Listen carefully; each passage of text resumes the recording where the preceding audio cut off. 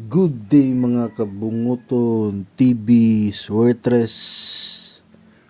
So, mayong adlaw sa tanan, bisan na nga akong adlaw dili maayo, no?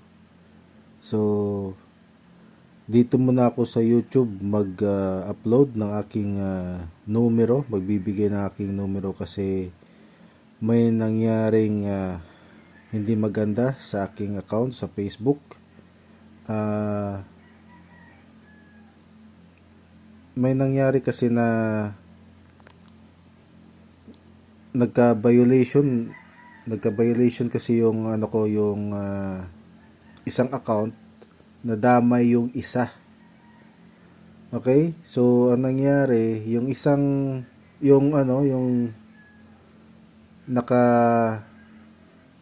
yung profile picture na yellow, yung may yellow na pangalan, yung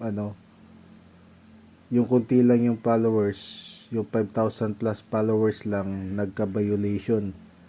Nadama yung isa. Kasi, magkapareho kasi ng, nadiditi kasi ni Meta nadiditi kasi ni Meta yung birthday. No, yung basta same information, parang nakalagay doon na parang tawag nito,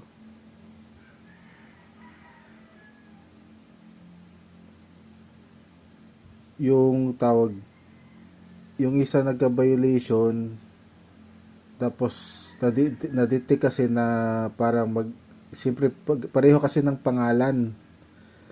So parang pareho ng pangalan, tapos pareha din ng information, yung sa information. So parang na-detect ni Meta na parang siyempre may connection yun kasi parehong akin yun eh.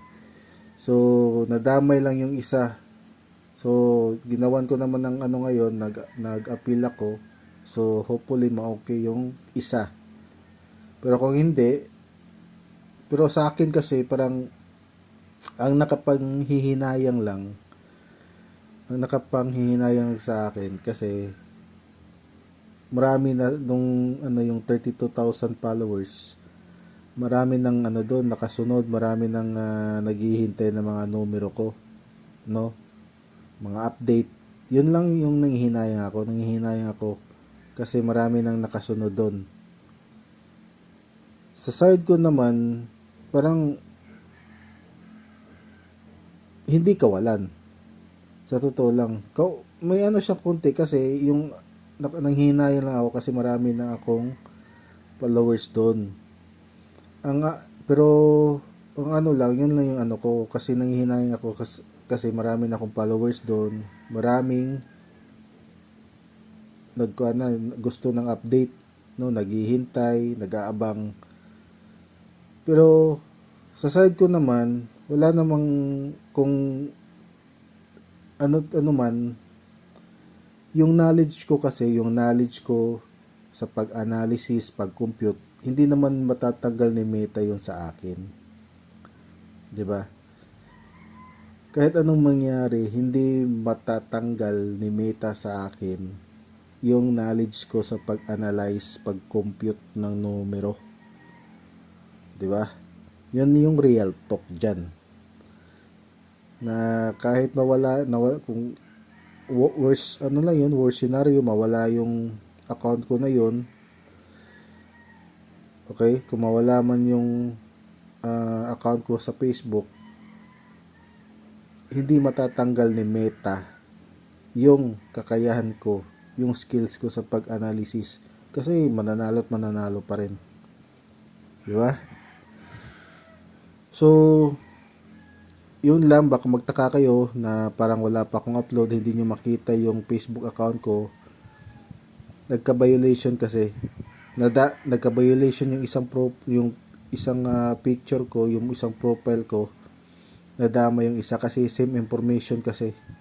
No, yung information ba, yung about you, same kasi. Yung yung isa lang hindi nadamay, yung ibang hindi nadamay kasi iba yung information doon, hindi sila pagkapareho.